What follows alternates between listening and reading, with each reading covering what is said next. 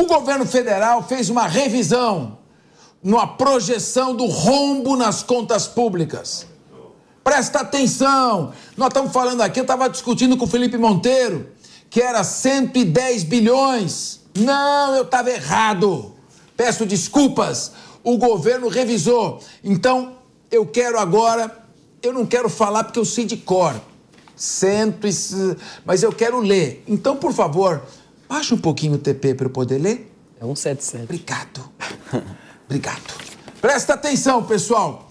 O governo federal revisou para... Desculpa, isso não é assunto para mim. Você quer falar, quer ler? Só ler, eu não estou lendo. É para general isso aqui. É para militar. O governo federal revisou para quanto? 177 bilhões de reais a projeção de rombo nas contas públicas em 2020. Espera um pouquinho, lê você agora. Quanto? Revisou para quanto? Quase 180 bilhões de reais. 180 bi? Mas é 180 bi do quê? De rombo nas contas públicas em 2023.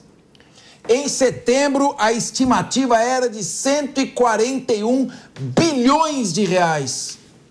Em janeiro, o ministro da Fazenda, Fernando Haddad, havia estipulado um rombo de 100 bilhões para 2023. É 1% do PIB. Agora a previsão é de déficit, devendo 1,7% do PIB. Isso é grave. De acordo com o secretário do Tesouro Nacional, Rogério Seron, existe a possibilidade do déficit ser menor, já que, segundo ele, muitos ministérios não utilizaram todos os recursos disponíveis ao longo do ano e acabam terminando o ano com o caixa positivo. Desculpe. O governo revisou e afirmou que a projeção é de 177 bilhões de reais. E o governo sinaliza também que vai continuar gastando. Esta foi sua pauta.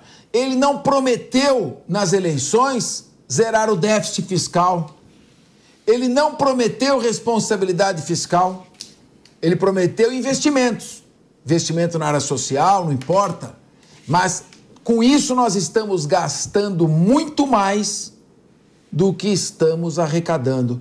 São 177 bilhões de reais. Agora se discute a reforma tributária.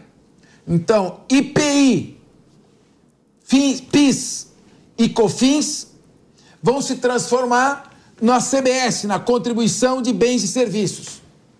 O ICMS e o ISS vão se transformar no IBS, Imposto de Bens e Serviços. Legal, agora nós tínhamos 3 virou 1 e 2 virou 1. De 5 tributos nós temos 2. Agora, qual é a má notícia? Vai ser criado também um imposto seletivo.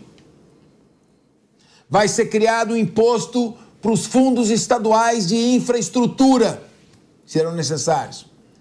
Nós vamos continuar tendo o IPTU, vai continuar tendo o ITBI, vai continuar tendo o imposto de transmissão causa-mortes. Então, os tributos vão continuar existindo. Com uma alíquota também, mas vão continuar existindo.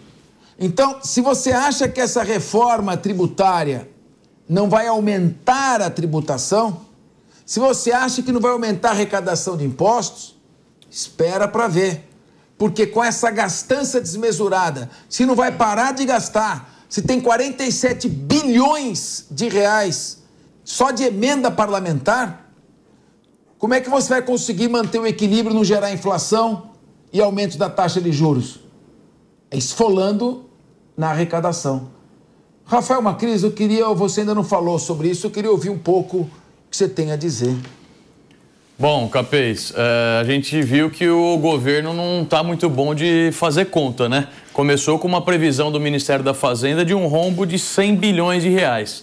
Passou por um rombo de 141 bilhões de reais. E agora a gente tem um novo número com um rombo aí de 177 bilhões de reais previsto para 2023 e a receita disso está cristalina. É aumento de gastos públicos e causar um ambiente desconfortável para que tragam novos investimentos para o nosso país. A gente viu logo no começo, quando esse governo assumiu, um aumento de 60% na quantidade de ministérios. A gente tinha em torno de 26, passamos para 37 ministérios. A gente vê uma série de decisões totalmente descompensadas do Ministério do Trabalho, que mais afasta investimento no Brasil do que atrai. Uma decisão importante que foi ventilada, que o Daniel colocou aqui, sobre a questão dos trabalhadores por aplicativo. Eles queriam praticamente expulsar o iFood do Brasil, expulsar o Uber do Brasil com essas decisões. Por outro lado, os aumentos de gastos públicos continuam. A gente tem algo em torno de R$1 bilhão gastos até hoje com viagens do governo inteiro. Isso é uma desconexão com a realidade enorme. Então, a receita é fácil. A gente tem que diminuir gastos públicos e fazer com que o ambiente econômico do Brasil seja melhor. Ou isso acontece para a gente resolver de alguma forma esses 177 bilhões de reais de déficit, ou qual que é a alternativa para o governo ter mais dinheiro para investir no que ele está falando que vai investir, é aumentar impostos. E isso a gente está vendo de montão nos dias de hoje, infelizmente. Agora, você aumenta imposto, dificulta o trabalhador que quer aumentar um pouco a sua renda, trabalhar no sábado e no domingo. Atrapalha as empresas, principalmente as empresas de pequeno porte. Continua gastando adoidado, enlouquecidamente, o dinheiro público. Não vai zerar déficit, não adianta. E chega uma hora que não dá mais para mentir, chega uma hora que não dá mais para você falar que vai acontecer algo que você sabe que não vai. Meu querido comandante Farinazo, vou pegar o exemplo do pequeno Israel. Israel não dá distância de São Paulo ao Rio de Janeiro e tem uma população menor que a cidade de São Paulo. Israel, para sobreviver em meio a tantos inimigos, no estado permanente de guerra, guerra contra grupos terroristas, guerra de guerrilha, guerra contra inimigos, Rússia ali ao lado olhando, ele gasta 110 bi ao ano para montar um dos maiores e mais bem equipados exércitos do mundo. Nós não estamos em guerra, a Argentina não quer nos invadir, o Paraguai também, a única coisa que acontece é das fronteiras entram drogas, entram armas, que a gente nem consegue vigiar. E nós estamos gastando 177 bi de déficit. 177 bilhões. Quer dizer, não é possível. E isso é um tema que o Congresso Nacional tem que prestar atenção e estabelecer alguns limites. Não tem lei de responsabilidade fiscal? Se ela não está dando conta, é necessário que seja mais específica. Meu querido comandante, como é que fica na situação? Não temos inimigos nem naturais, maremoto, tsunami, terremoto, furacão, e nem inimigos que nos hostilizam em países rivais. Nossos inimigos somos nós mesmos? Capês, eu acho que a gente tem que analisar assim, a coisa de uma maneira bastante fria, né? Porque eu estava vendo estatísticas agora aqui, enquanto vocês mostravam a notícia, parece que até 2028 a dívida pública pode atingir 92% do PIB brasileiro. Então, acho que a primeira coisa que a gente ia fazer é uma auditoria da dívida pública, saber aonde está sendo gasto esse dinheiro. Porque isso aqui não é um problema do governo do fulano ou do governo do Beltrano, é um problema estrutural do Brasil que ninguém, é uma ferida que ninguém quer pôr a mão. Essa é que é a verdade. Precisa ser auditado, a gente precisa saber para onde vai o dinheiro. Agora, vamos falar da situação da gente não ter inimigos, né? Inimigo você não tem até o dia que tem, né? E o Brasil, ele é um país muito rico. As nossas riquezas minerais, eu acho que elas são, né, riquezas naturais, elas são incomensuráveis. Não tem como medir isso daí, não tem como metrificar isso. Então, o Brasil precisa efetivamente, né, ter uma defesa. Eu não tenho a menor dúvida a respeito disso. Agora, por exemplo, tem uma PEC aí, o pessoal que está querendo aumentar o gasto com defesa em 2% do PIB. É saudável, acho interessante, acho bastante interessante essa proposta, esse projeto de lei aí, né? Acho que é do senador Portinho. Só que nós vamos precisar olhar o seguinte, se a gente for aumentar para 2% do PIB, é uma coisa paulatina, esse dinheiro precisa ser gasto com a indústria de defesa brasileira, nós não podemos exportar PIB. Aí não vai dar certo. Então, eu penso assim, que esse projeto de lei precisa ser modificado para atrelar esse gasto a indústria de defesa nacional. Se a indústria de defesa não tiver projeto para as necessidades das Forças Armadas, que se façam esses projetos. Se nós não tivermos capacidade de projetar armas no Brasil, então pode fechar tudo, né?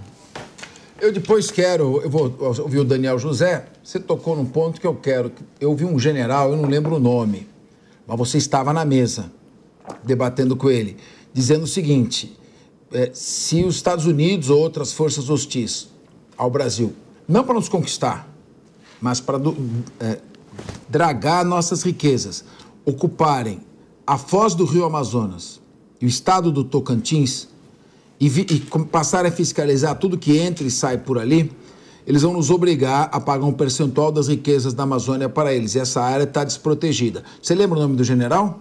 Acho que era o Rocha Paiva. Rocha Paiva. Depois nós vamos conversar sobre isso. Mas agora eu quero falar da gastança. O meu economista, Daniel José, 177 bi, 1,7 de toda a riqueza do país nesse desequilíbrio. Eu lembro que quando se falava que ia se furar o teto, às vezes até meu querido irmãozinho, meu querido amigo PP fala, mas foi no governo Bolsonaro, foi esse orçamento do governo Bolsonaro. Tá errado. Foi no governo anterior, mas foi feito um acordo e foi feita uma PEC de transição e esse governo é que conduziu a construção do orçamento. Então, eu te pergunto o seguinte, quais são as consequências do aprofundamento do déficit fiscal? Quais são as consequências econômicas disso? Eu acho que você teve uma observação muito importante, que o PT já começou a influenciar na elaboração do orçamento desde o ano passado, antes mesmo de tomarem posse. Então, eu não sei se vocês lembram, naquele período da janela entre as eleições e a posse, o quanto que o governo começou a influenciar em uma série de políticas públicas, em destruição das novas regras de governança das estatais, para poder colocar alguns cupinchas deles em posições estratégicas ali, né, de lideranças estatais, o próprio mercadante no BNDES, fizeram uma série de alterações, inclusive no orçamento, já ampliando despesas antes mesmo de assumirem. Eles conseguem fazer isso com uma capacidade enorme, né? Então, assim, eu duvido que seja 177 bi. Vai ser mais, vai ser revisado para cima, assim, muito possivelmente acima de 200 bi. Para mim isso é muito claro, porque o sinal que eu vejo hoje do governo, e sem exagero, sem querer, sabe, dramatizar e tudo mais, e até uma coisa que o próprio mercado já viu, é que no governo federal existe hoje uma total incapacidade de controle de contas públicas. É um caos, é um completo descontrole sobre as finanças do país que a gente está vivendo hoje. Talvez ainda não esteja tão visível para algumas pessoas, mas o que existe hoje no Brasil é um total descontrole nas contas públicas. Quando o secretário do Tesouro Nacional, Rogério Seron, vem e fala que existe a possibilidade do déficit ser menor porque vai sobrar caixa nos ministérios no final do ano e eles vão devolver, assim, ou ele é muito inocente ou ele é muito cínico.